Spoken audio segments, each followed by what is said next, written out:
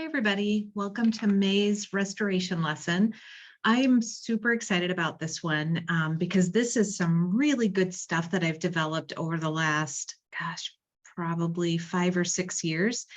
And I've seen it work so well with so many people that I'm excited to give you kind of a little short version of it today. So this is the work that we call values and vulnerabilities.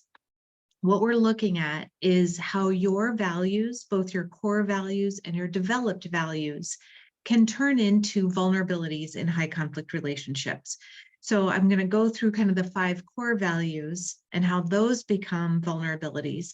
And then I want to talk too about how you can figure out what your developed values are, or at least understand them to be developed values, and how those can make you vulnerable in high conflict relationships as well.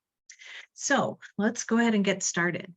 So in my work, certain themes come up over and over and over, and I started to kind of listen for those. And one of the themes was that a lot of people I worked with felt like they were highly invested in their values, as I would say most of us are. And so I would hear stories of people who really believed in their values. And because of that, it was difficult sometimes for them to see why this high conflict person could not be invested in values as well, which makes for a lot of conflict, right? Like if you're trying to live honorably, take the high road, don't push the buttons, like do everything right, and you're expecting that the other person will do that as well, you're going to be constantly disappointed.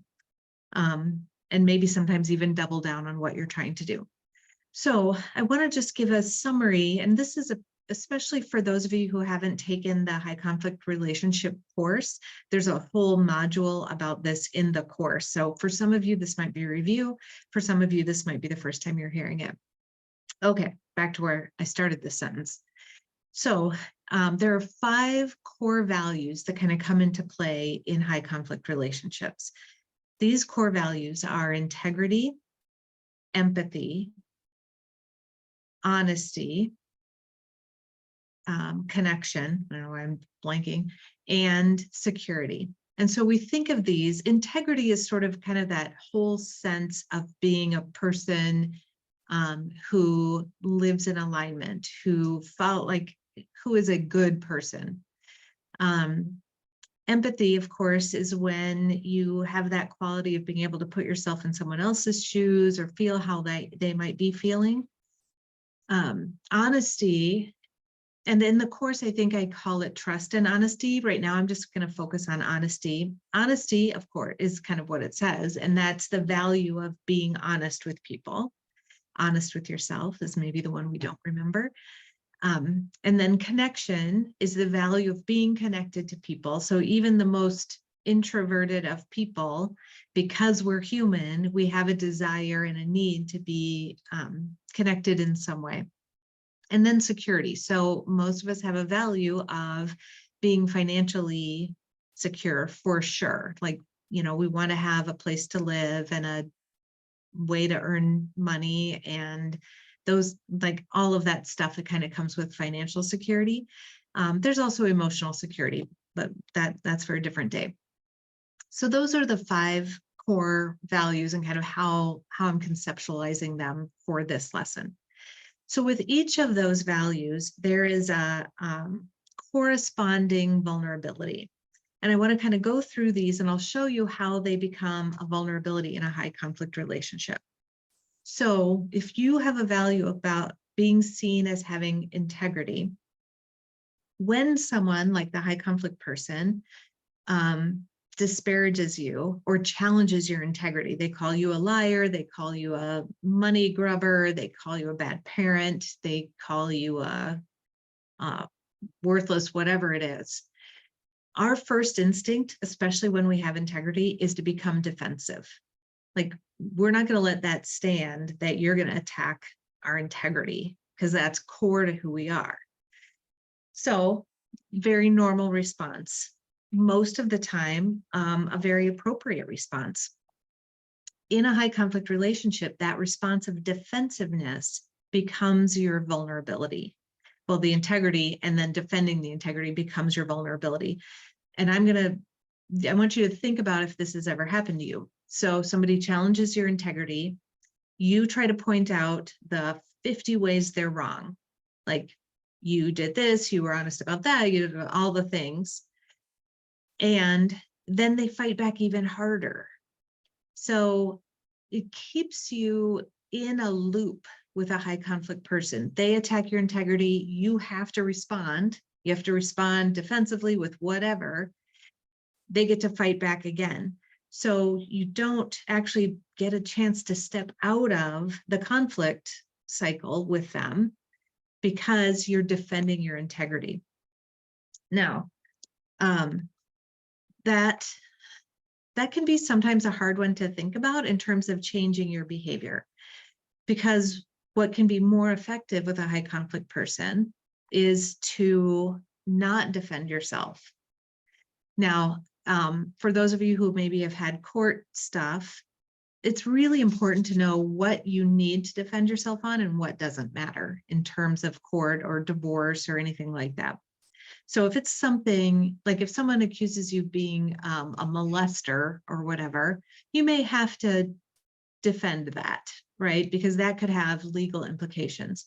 If someone accuses you of trying to get more child support or something like that, that one actually doesn't have to be defended, because child support is calculated. Whether you want more or don't want more is not what determines what child support you get. But if somebody says you're trying to get more child support and you launch into defensiveness of that, like, I'm not trying to, I'm just trying to do what's right for the kids, and I need this little, like, you make more money than I do, all of that paints a big target on you. I think we've talked about the target before, and allows them to pick at those things. And then all of a sudden you're back in conflict with them. What it can look like is somebody attacks your integrity. You take a minute to think about, what happens if I don't defend myself? What happens if I just let that lie? Now, you're going to have a bunch of your parts and stuff screaming at you like, you can't let that lie. Turns out you can. Turns out anybody who's going to believe that thing about you that that other person is saying isn't really of a lot of value in your life. Like, if they are easily turned, or they don't know you well enough to have any other opinion about you, they kind of don't matter in terms of you knowing you have integrity. So think about times when somebody's challenged your integrity. Think about how you responded defensively, because I'm going to guess you did.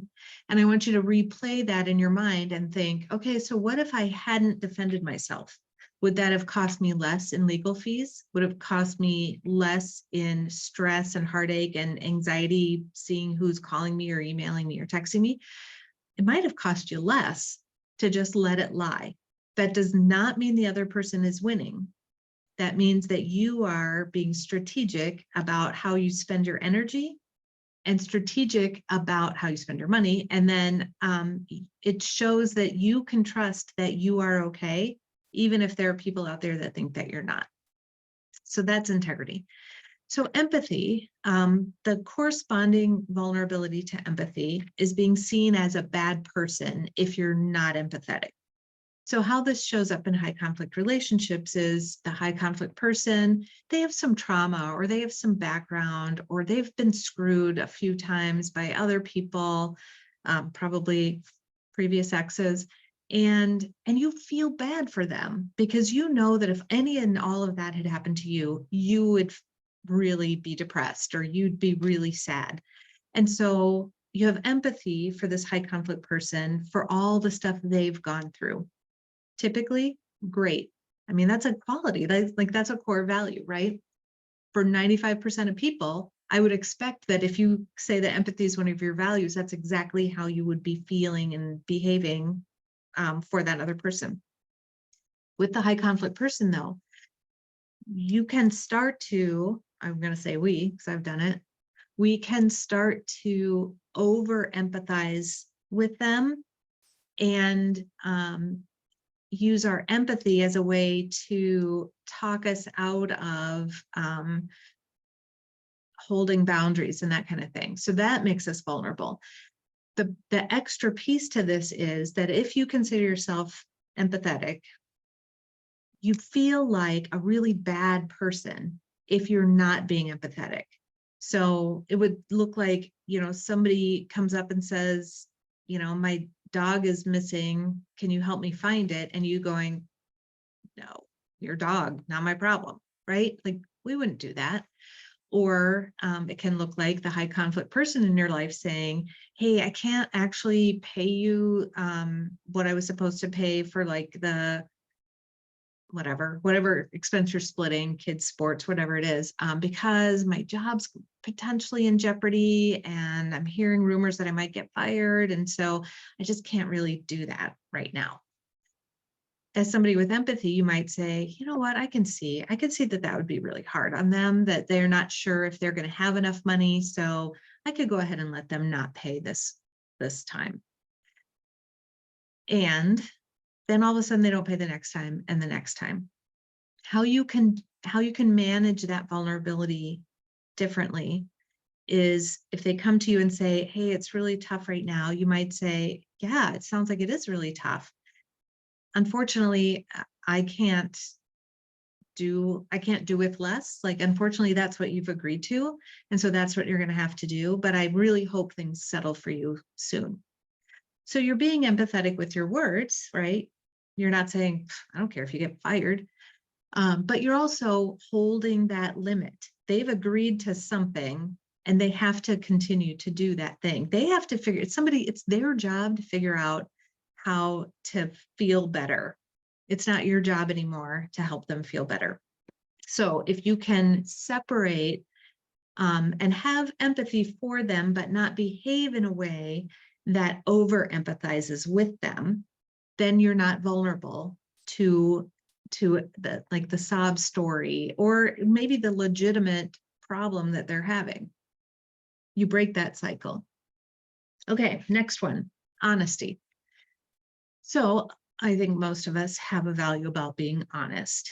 Some of us are on that continuum of white lies are okay, or I literally never tell a lie, and I've never told one any time in my whole life. So where that can be problematic in a high conflict relationship is that sometimes if you value honesty, it feels like that means you have to tell them everything, that withholding information is somehow not honest. And when you then overshare information, you can get burned that way.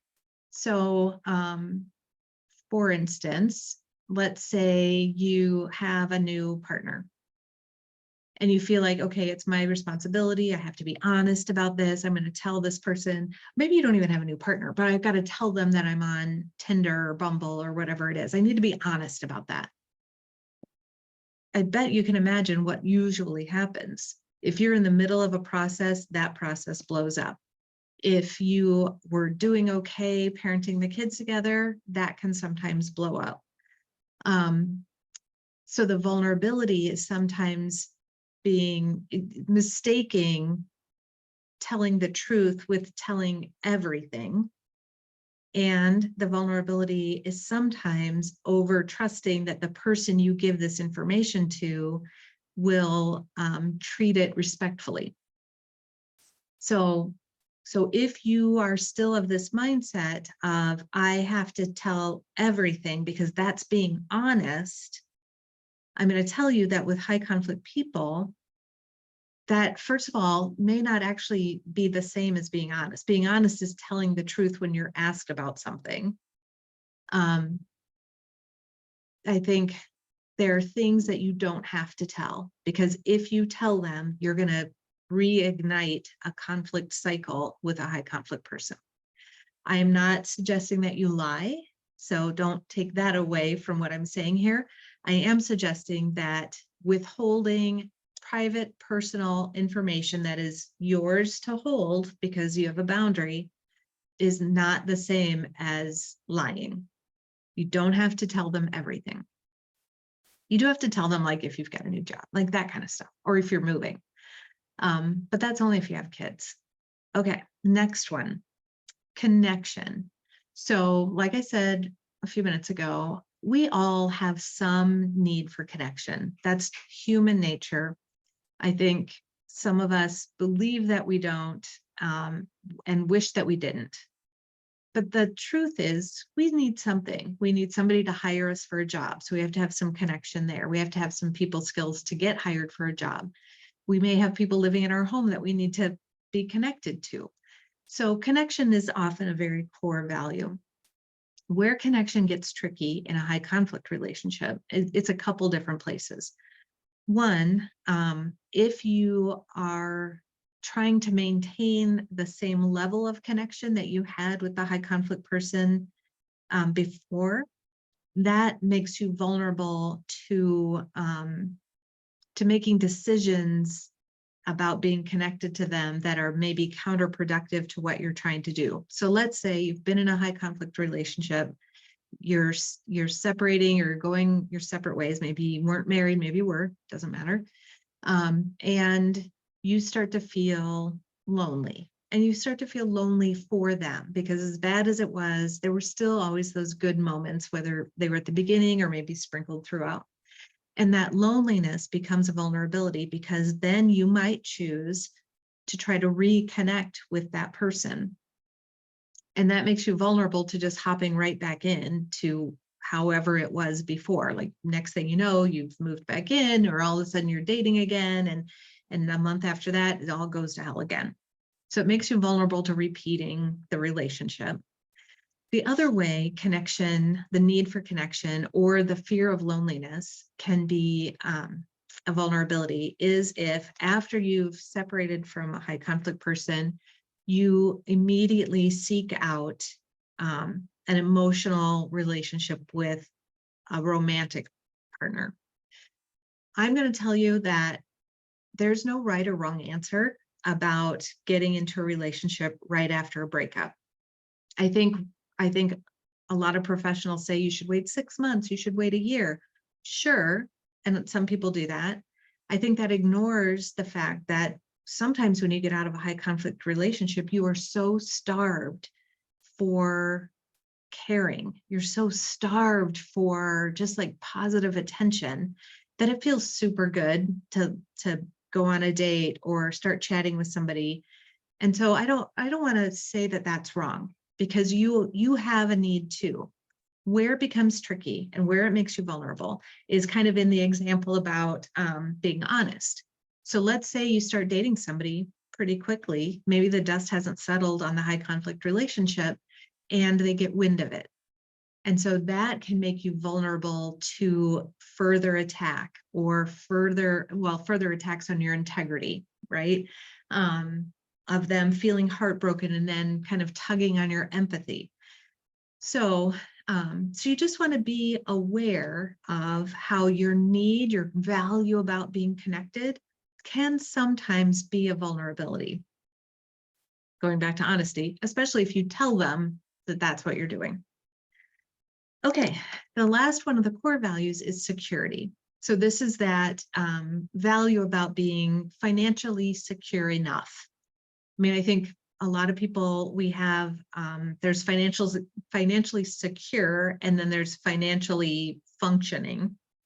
So, so that value about it, at a minimum, sort of being able to financially function is important. Now, this is a big one, because this can be a huge vulnerability. Because the vulnerability is the fear of being broke.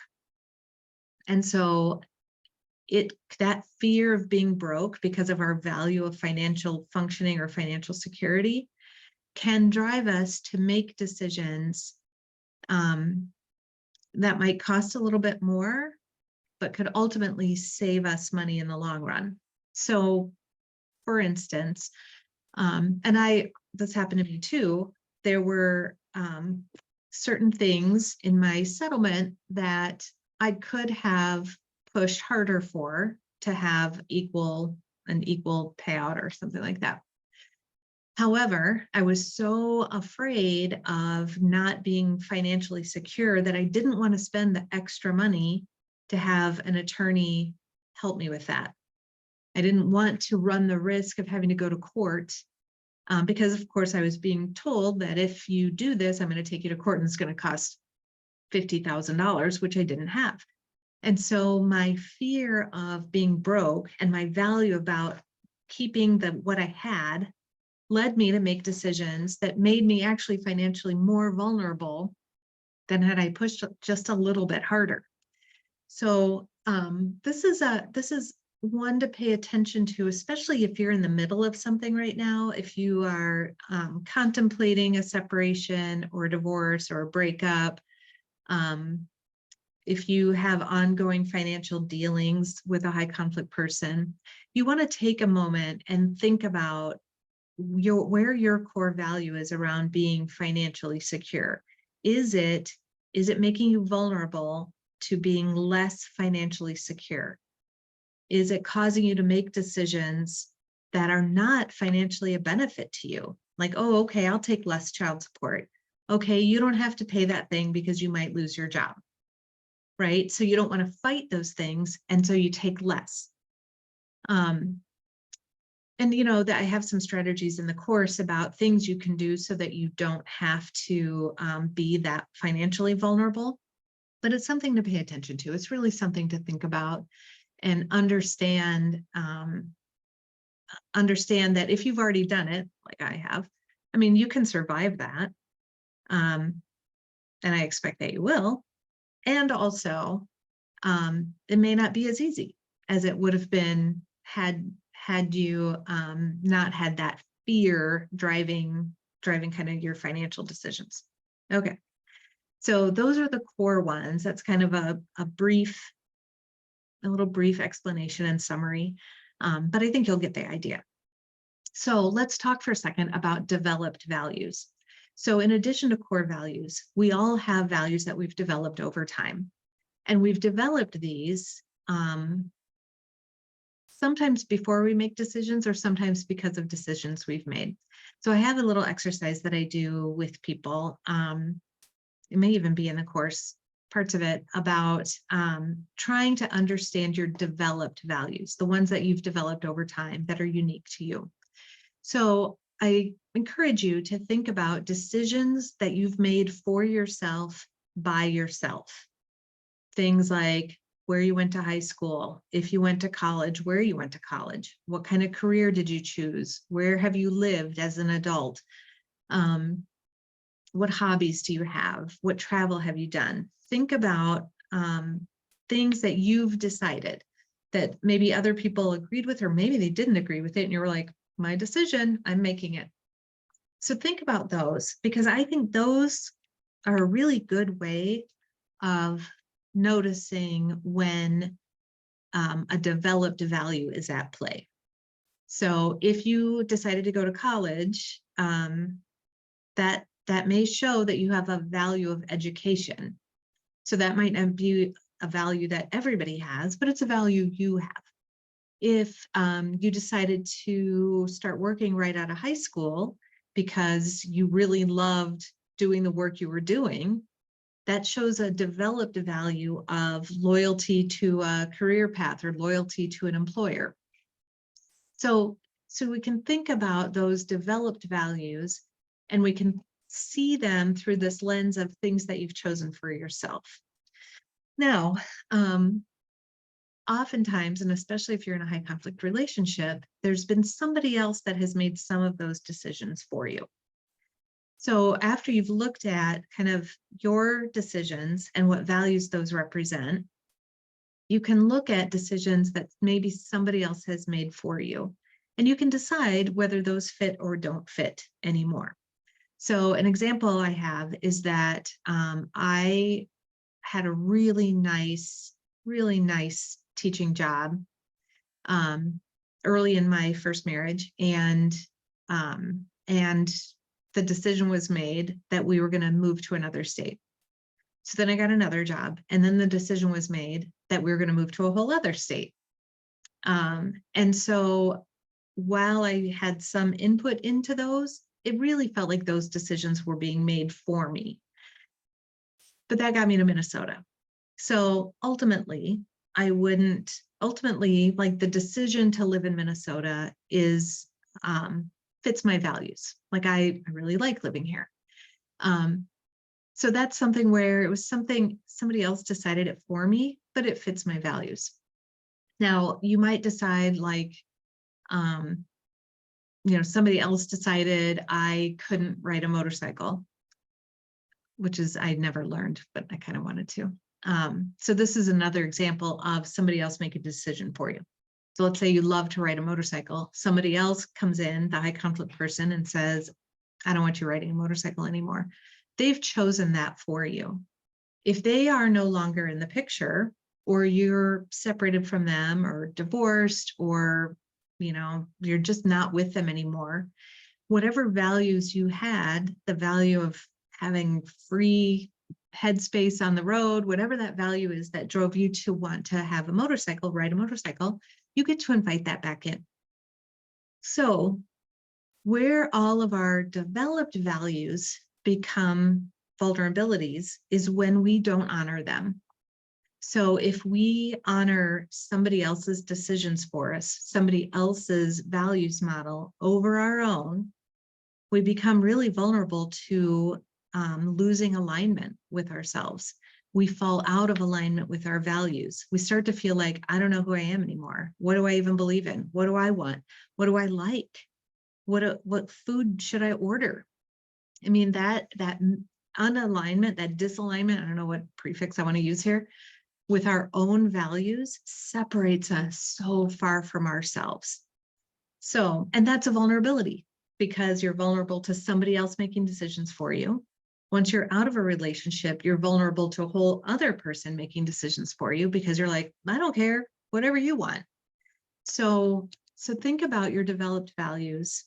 Think about are there some in there that you have not been able to align with as well as you used to, and ones that you want to invite back in.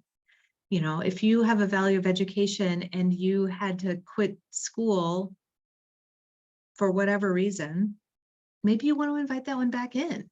If the high conflict person or whoever it is told you shouldn't do that anymore.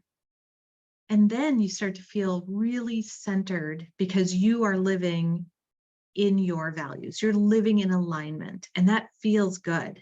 It feels really good, especially after you haven't for some amount of time because of a high conflict relationship. So this is what I have for you. It's a shortish one today, I think, but it's packed with a lot of stuff and a lot of stuff to think about. So if you are just hearing about this stuff for the first time, or if you've heard some of this before and you have some comments or things to share, I really encourage you to do that. So you can go to the chat and connect and just reference the May lesson on values and vulnerabilities and share whatever you would like to share, because I would love to hear it. I think other people will benefit, especially if you've gone through the course and now you've listened to this.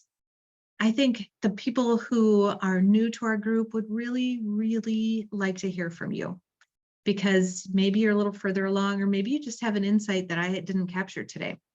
So I encourage you to communicate with all of us about your experiences with some of these values.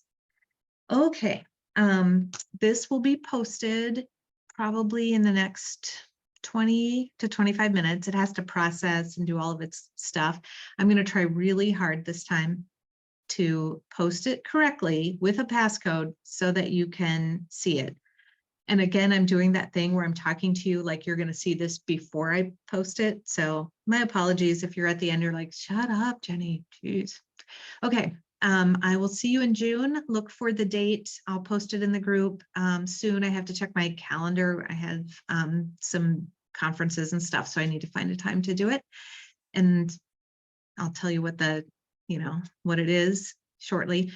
Here's one more thing. If you have an idea for a topic, something that you really want to hear about, just shoot me an email or just put it in the chat or send me a direct message. I'm happy to accommodate those. So if there's something on your mind where you're like, I really need help with this in the next couple of months, Send me a note and I'll do a lesson on it. Okay, now really, I just did the Minnesota goodbye.